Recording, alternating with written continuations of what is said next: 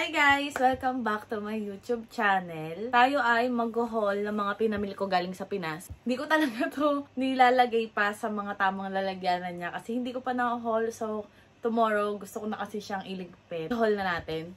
So, unahin muna natin yung bags na mga nabili ko sa Shopee. Halos lahat to guys, galing sa Shopee, and yung cosmetics galing sa Shopee and sa mall. May naririnig kayo electric fan. Ine-electric fan ako yung laptop ko kasi umiinit siya para nag-upload. So, thank you pala guys sa lahat ng nakasubscribe and laging nanonood ng vlogs ko. Thank you so much. Sige, underwear na lang para ano. Yung mga iba na haul ko na, so ililink ko na lang dito sa card. Lalagay ko yun sa card. So, ito yata yung na-haul ko nung nakaraan. Na-try ko na to guys. And sobrang okay niya kasi wala siyang wire. Malambot siya enough pero hindi super lambot na magaganon-ganon siya na malulukot. Ang ayoko lang dito is ang liit nung strap niya. Sobrang pag sinuot ko siya, umaangat tuloy yung bra lalo na sa likod. Or ano siya dito, hindi siya komportable kasi nga maliit yung strap niya. Ang sakit doon, hindi siya pwedeng palitan ng strap dahil dito nakatahi siya. So, hindi ko alam. Ang ginagawa ko nga, hinihila ko na lang ganyan para lumuwag. Or sabi ko, eventually, luluwag din yan kapag ilang beses ko nang nagamit. So, ito, nagamit ko na to. Ito, hindi pa.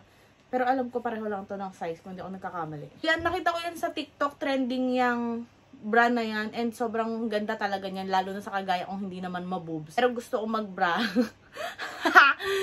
Hindi naman mabus, pero gusto mag-bra.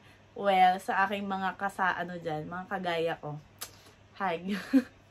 Mga bibinayaan. Ito guys, nag-try ulit ako guys ng ibang bra na walang wire kasi ayoko nga nagwa-wire. Ito guys, maganda din to. Sobrang ganda din nito kasi sobrang comfortable din niya. And yung strap niya is very okay kasi nakadikit din siya dito sa taas. And maluwag siya, hindi siya kagaya nung isa. Ang downside ba? Ang hindi lang maganda dito is, ayan siya, nalulukot. Kasi sobrang lambot niya, guys. Sobrang lambot niya.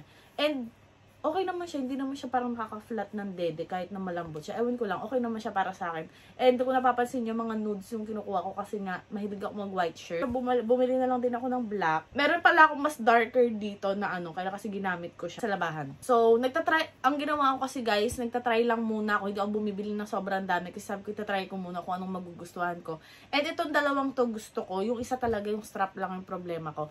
And ito pala guys, kasi nagkamali ako dahil nung tita ako, hindi ako nakapagdala ng maraming bra. So, dahil nga wala siyang wire, ginamit ko siya habang natutulog. Ang nangyari lang guys, siya, ano pangalan nito? Nagtatastas siya dito. Pero sa akin, okay lang naman. Wala namang problema. Pero yun lang yung napansin ko sa kanya. To, hindi ko alam kung kasya sa akin to, pero feeling ko hindi. Libre lang to sa isang binili ko. Ewan ko kung anong binili ko. So, libre lang yan. Tapos eto guys, nabili ko sa Shopee. Sabi nila, ito daw yung Zara na skirt. Pero guys, hindi siya. Kasi yung ibang nakikita kong dupe ng Zara na ganun, mas maganda. Ito kasi hindi. Siya. Basta iba siya, lalo na pag sinuot mo. Hindi ko alam kung maliit lang siya sa akin or what. Pero hindi siya yung ine-expect ko na itsura. Kasi may nakita rin akong iba sa TikTok na ganito rin. Tapos meron din parang ibang tela. So, mas maganda yung isa. And hindi ako nakabili. Kasi hindi ako marunong pa bumili sa TikTok shop. Puti na lang hindi ako natutong bumili sa TikTok shop. Kasi sa Shopee na nga magti-TikTok pa. So, ito yung binili ko. Okay naman siya for the price. Pero hindi siya isasabihin mong good deal or something. Ito yata guys, yung mga pajama. Na-haul ko na rin yata yung to. Ito yung kasama niya is yung pants. Guys, na siya. Napunit. Kasi nga, maliit naman siya sa akin. Size L to. And maliit siya, guys. Maliit yung pagka-L neto. Hindi ko alam kung pero hindi naman kasi ako kalakihang babae. Pero yung L niya is maliit. So, hanggang XL lang to. So, feeling ko ako XL. Mas malaking build ng katawan sa akin. Hindi uubra yung maliit yung sizing niya kahit LXL pa. So, napakita ko na yata to before. Hindi ko sure. Maganda to, guys. Siguro magsa-size up pa ako. Size L to, so XL na yung bibiling ko para mas komportable. Pero ito, okay to. Mas okay tong L na to kaysa dun sa silk. Kentucky na shirt, size S. S lang kasi yung meron. And gusto ko talaga yung V-neck, guys. Wala kasi akong mahanap na ganitong top dito sa Japan na white shirt na ganitong bagsak. Ang binili ko sa palengke. And S lang. Dapat M yung gusto ko, pero S lang. Pero feeling ko kasya naman siya. So, ito, isa sa mga binili ko sa Shopee. Puro bags. And nakita kong vlogger na pinicture niya to. And sobrang nagandahan ako. And ginamit ko to pagpunta kila Tita Lynn. Ang purpose talaga nito is pang skincare and anong pangalan nito? Toiletries. Kasi naman na siya ang tutuusin guys kasi ang dami niyang pockets. Ayan, 'di ba? Ang ganda nito. Ganda niya ha for the quality. Hindi ko lang alam kung kasi 'di ba usually merong matigas na inaano dito sa ilalim, parang cardboard, pero ito wala. Pero hindi ko alam kasi yung isang green ko na ganito, meron. Naman gagamitin ko pang work pero kasi nandun na siya. Bumili ako ng ganitong bags. Nakita ko to sa TikTok. Nakita ko to sa Shopee na trending siya, na maraming bumili. Tapos nakita na ko, tapos simula nung nagamit ko siya, ang dami ko nang nakikitang may gamit na ganito. So ito syempre guys, mumurahin lang to. Magkano lang yata to? 51 pesos lang plus shipping. Kaya ako bumili ako ng marami kasi pinasalubong ko rin sa mga friends ko. So, ito yung, parang ano ba to? Korean or Japanese bag daw. So, bumili ako ng black, green, tan, at saka, ivory ba yan? Basta kung ano mga siyang kulay. Ang ganda nito guys, kasi marami ka talagang mailalagay. Tsaka kahit na wala siyang matigas na part, okay pa din siya. Hindi masyadong magugulo-gulo yung gamit mo. Pero syempre guys, mumurahin lang siya. And ayan, natatastas na siya guys. Pero guys, ako naman sobrang nangangawit nga ako kapag bit-bit ko to eh. Kasi nakaganon lang. Medyo mababa lang siya, nandito lang. Dami kong nilalagay dito, kaya siguro nagtatastas siya. Pero guys, di ba, syempre, 51 pesos lang naman. Ano ba ang hahanapin mo sa 51 pesos? Pero may nakita kong TikTok na sa Uniqlo, meron daw ganito. And parang parehong-pareho siya. Pero syempre, siguro mas maganda yung quality nun. Hindi pa ako nakapunta, pero gusto kong bumili. Very cute. Lola ko nga akala niya tagpa 501k pesos. Ng corduroy type, ng ganyang bag. Meron itong green, yung isa binigay ko kay mama. Guys, mas malaki siya. Pero nakita na ko kasi si Papa mahilig sa corduroy. So sabi ko, bilya. So pwede rin siya ng pagganyan, I think. Hindi ko sure. Malaki to guys. Makapal yung mga stitches niya yata. So dalawa yung kanyang pockets. Tapos sa loob. Ganyan siya. Ang ganda ng color, no? Ako isang canvas bag. Ganito naman yung color na brownish. Ito, may isa pa akong nakita. Alam ko kasi yung isang seller na pinagbilan ko ng white talaga. Kasi may color, black yata yung binibili ko sana or something. Pero wala na daw silang gano'n. So, nag-message siya sa akin sa Shopee.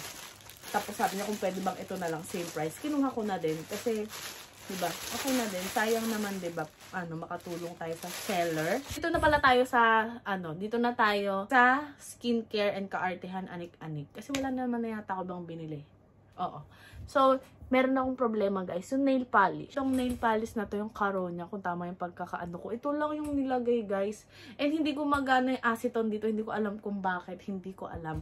Pero guys, ito, kinudkud ko lang yan para matanggal. Ayaw niya talaga matanggal ng acetone guys. Promise, hindi ko alam kung grabe. Sobrang tibay niya. Kasi, di ba, ayaw ma-acetone. Kaso lang, nagbabakbak siya guys. Kaya nagiging ganyan. Pumili pa naman ako ng dalawa ngayon. Natatakot na akong gamitin kasi bili lang ako ng 3 Milko kasi ito yung ginagamit ko sa aking underarms. Binili ko rin ito sa Shopee pala, yung para pag naghihilamos ka. Sobrang tulong, laking tulong nito sa akin guys kasi ako ayoko rin yung may tumutulo-tulo dyan. Lang din ako ng Page Care, isa lang binili ko. Ate Alfaro, nagpabili ng Jack Stones. So, bumili na lang din ako. Nakalimutan ako magdala kila Tita Lynn. Bumili na lang din ako. Papamigay ko rin sa mga anak-anak ng aking mga friends. So guys, bumili ako nito, Beauty White. Gluta tayo. May gluta pala to guys.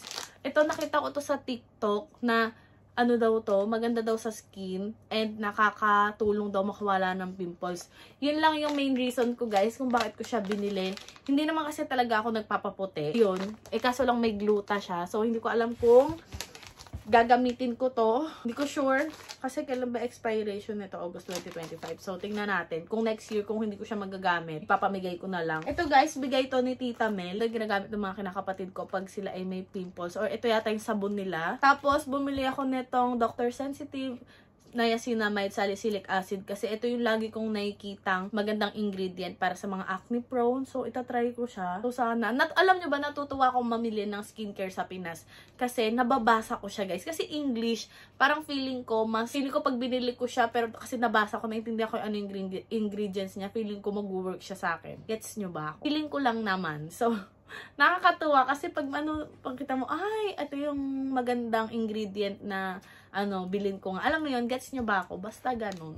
So, willing-willy ako hindi ako mapakali kung anong bibilin ko sa Watsons kasi nga, skincare. Tapos bumili rin ako neto. Pimple eraser na cleansing bar. May 1% salicylic acid and niacinamide. May glycolic acid. May vitamin C. So, ayan.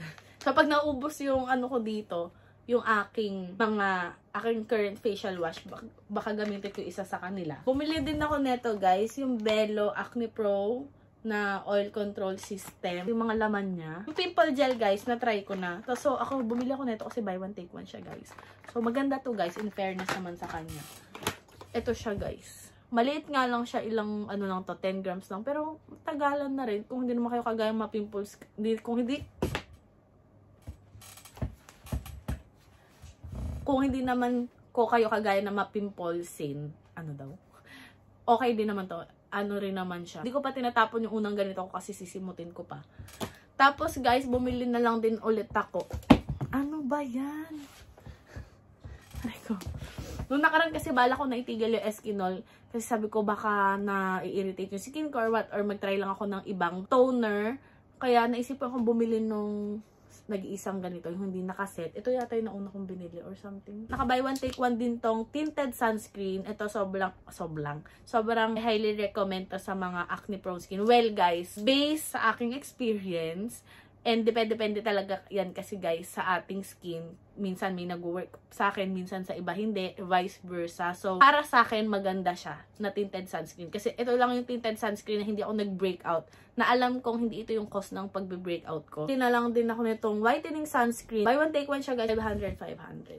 Alam ko. Kilikili ko ay under construction. Bumili ako nitong underarm whitening cream. Patry ko lang siya. Kasi nakikita ko rin ito na pinopromote. Dr. Vicky Bello sa kanyang Instagram. So, ito, bumili rin ako nito. Hindi ko alam kung bakit. Hindi ko alam kung bakit magkaiba. Pero ito parang cream type. Ito is parang makaganitong tube. Siguro, ewan ko kung travel friendly or what, kung ano man. Hindi ko alam. Pero 199 pala, dalawa na. Bumili ako nito, guys, Vitress na pabango sa buhok. Guys, ang bango nito. Si Tita Mel din yung nagsabi sa akin na itong scent na to yung bilhin ko. Ang kinukuha ko kasi yung Vitress na oil kasi lumaki ako doon. Ginagamit ko yun nung bata ako. Pero sabi ni Tita, try ko daw to. And sobrang bango nito, guys. Pag in-spray mo to hanggang sa matulog ka or basta hanggang sa makauwi ka ng bahay mga ilang hours, meron pa rin siyang amoy. Nagpabili si Tita ng Bello na Beauty Dio na ganito. Bumili lang ako ng isa, itatry ko lang. Pero kasi nga, hindi ako makapag-try ng normal na Dio dahil pinapawisan yung kilikili ko. Dahil hindi ako nakakapaglagay ng certain dry. So, pinapawisan siya. Pero in fairness, hindi na ganun kapawis yung kilikili ko kung ikumpara mo nung mas kabataan ko. Pero hindi pa rin sure kung kailan ko ito itatry kasi nga, pag nagbabasa yung kilikili, tapos lalo na naka-white shirt ka, o basta kahit anong shirt, nag-i-stain siya doon. So, minsan kung hindi man kumukulay, nandun yung residue. Tama ba? Yung tira nung doon sa damit mo. And ako, feeling ko kasi pag naamoy kong ganito, tapos napawisan, tapos may tirang ganun, feeling ko nangangamoy ako, kaya hindi ko sure. Baka pag gabi ko na lang to ilagay. Depende. Kasi nakapaglagay ng certain dry, guys, dahil nililaser ko muna yung kilikili ko. So, pag nawala na lang talaga siguro total yung buhok, tsaka ako mag-certain dry. Kasi ngayon, kailangan ini-space out mo yung nag-laser ako. Hindi ako pwede mag-certain dry agad-agad kasi maano yung kilikili ko, may irritate. Lalo siyang kumulimlim dyan. Hindi naman super itim yung kilikili ko na to the point na parang inulingan. Pero hindi siya pantay sa aking skin. Sabi nila, normal naman daw. Yung normal din naman yung pinapawisan. Pero, syempre, bilang tayo ay babae, na tayo dyan. Ako na-insecure ako sa ganun. Oo. Na-insecure. Oo, basta. Basta yun. Parang, syempre, mas gusto natin maputing kilikili. Gusto ko naman ma-achieve yun, guys. Pero, mali ko din kasi, guys, nung kabataan ko, dahil nga pawisin yung kilikili ko and everything. Ang dami kong tinry na Dio. Tapos, nag-shave ako na hindi ko naman alam kung paano yung tamang pag-shave kasi hindi pa uso yung Google. So, medyo, ang daming pinagdaanan literal lang kilikili ko. So, ayun. Tapos, nag-try din pala ako ng 8-8 na cream. Ilalagay ko dito. Okay siya, guys. Nakaka-lighten siya talaga ng skin, ng aking underarms. Pero kasi, maraming nagsasabi, sinasabihan din ako nila ate na hindi daw maganda ingredients doon. So, kahit na meron siyang resulta sa akin, medyo natakot ako, guys. Kaya ang tagal ko na. Siguro mga 1 buwan ko lang yata ang ginamit na. Tapos hindi ko na tinuloy. Kasi natakot din ako. Kasi may daw yun. Mercury ba yun? May mercury. Kung hindi ako nagkakamali, correct me if I'm wrong. Pag naipasok na sa utak ko, medyo Nakakapraning. Bili rin ako netong Pimple Eraser ng Quick FX. Na-try ko na to before, guys. And nakakita ko ng malaki. Yung tinatry ko lang dati kasi yung naka-sachet. And sobrang ganda nito, guys. Ito, Celitech na Hydration Facial Moisturizer. Sabi ng best friend ko na try niya daw to before. Kasi nag-breakout din siya noon. And sabi niya maganda daw. So, itatry ko siya. Ito, guys. Sobrang nag-trending to before, diba? Itong Aqua Daily Sunscreen na to. Pag nakikita ko, naaalala ko nito si May Layug at saka si Anna Kai. Hindi ako nagkakamali. And si Mama Ann Klutz, kung tama yung mga vlogger na sinabi ko, na gumagamit nito or na-feature sa kanilang video. Pero ito, nakita ko to.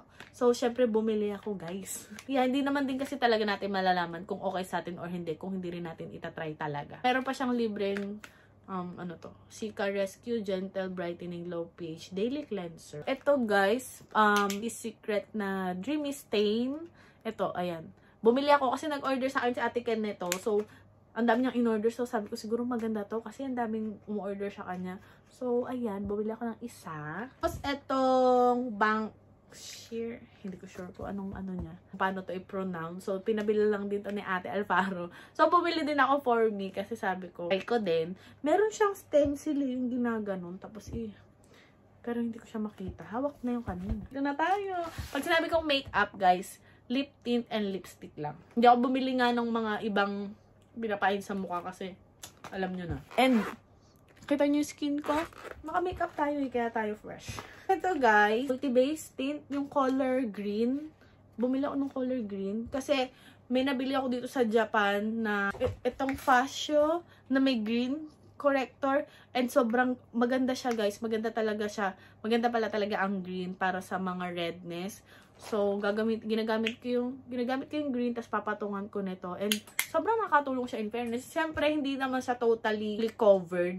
Pero, alam mo yun, mas less noticeable. Siguro kung mas mamahalin yung gagamitin yung ganitong concealer or ganitong green something, siguro feeling ko mas full coverage. Siguro mas matatakpan. Pero sa akin naman, okay na yung ganito. Pumili ako ng kanilang tinted lip glaze strawberry. Hindi ko muna ito bubuksan, guys. Kasi hindi ko pa gagamitin. So, ito yung mga binili ko, guys. Tapos, ang pinakamaganda pa dito, guys, kung ano talaga yung kulay nung tube. Ganun talaga yung kulay nung lipstick niya. Ayan, oh, sobrang pigmented nito, guys. Ba, isang swipe lang yan, guys. Ay, dinalawa ko yata. Pero sobrang pigmented nito, guys. Ako, pag ginagamit ko siya, isang ganun lang, tas kinakalat ko na. Or minsan nga, dinadot ko lang. Pag gusto ko lang na medyo parang pabebeng fresh. Ganon. Dito na tayo sa V-Line Cosmetics. So, bumili ako nitong mga aqua cream. Merong mga binili sa Ate Alfaro na ganito. Nagustuhan ko yung shade niya. Kaya lang pinigil ko yung sarili ko kasi ang dami-dami ko ng ganito. Itong Athena, Hestia, kung hindi ako nagkakamali, and Gaia na shades. Yan, ang ganda. Aqua Cream Mini. Okay na yung mini kasi ewan ko, ako hindi pa ako nakaubos ng lipstick. Timpayaman na lip tint. Ang mga shades na nabili ko, yan. V, ano yata to? Parang purpley. Kidlat. Ito, yan. Si Kidlat. Eve ba yung, ano dito? Yung kapatid niya. Pangalan ng kapatid niya, diba? So, hindi ko sure kung tama yung pronounce. Tapos si Kong. Ayan. And then si Yo. Ayan. Ayan, yung mga binili ko. May na-try na akong ganito, guys, Guys, yung pot, sobrang ganda nito. Parang ito yung una-una kong binuksan. Ito pa lang kasi yung binubuksan ko, guys. Nabagsak ko nga. Ingat kayo kasi nababasag siya. Kasi plastic siya, pero babasagin. Sobrang ganda nito. Alam niyo sa una, kala mo parang ang intimidating. Parang, ay, ano yun, sobrang ma-pink or something. Pero ang ganda niya sa lips. Pag gusto mo lang, sobrang pigmented nito, guys. Oh, konti lang yan. Talagang isang dip lang. Tapos, guys, akala nyo lang wala siyang kulay pag ganyan. Kasi, pag tawagal ng mga ilang minuto, guys, mas kukulay. Nakita nyo naman, diba? Diba, nag-vlog ako on everything. Tapos ngayon pa ako nag-lipstick kung kailan tapos na tayo. Pero, ayan. Nung una kasi sabi ko, ay, sobrang watery nung ginanon ko. Dinab ko lang din naman nung una, guys. Hindi ko talaga to ginaganon talaga totally sa lips ko kasi hindi ko alam kung bakit. Nasanay akong ginaganon yung lip tint. So, sabi ko, ay, ang konti. Tapos, ang watery niya pa, ganun. Kasi dinagdagan ko. So, ayun. Nag-pink siya ng bongga. Pero, okay pa rin naman, pero doon ko na-realize na, mag-intay ka lang ng konti and lalabas naman yung color niya. Diba, guys? Tingnan nyo naman. Hindi ko alam kung pwede to ilagay pareho sa cheeks, pero hindi ko siya matatry, guys. Mahirap na. Mahirap na. Alam niyo yung minsan na hindi naman talaga yung product yung hindi maganda. Parang hindi lang talaga siya okay sa skin mo. Gets nyo yun? Basta gano'n. So, yun lang naman yung haul ko, guys. Wala na akong ibang binili sa Pinas, kundi yung mga ganyan. Bumili pala ako ng bathrobe, which is nandun na.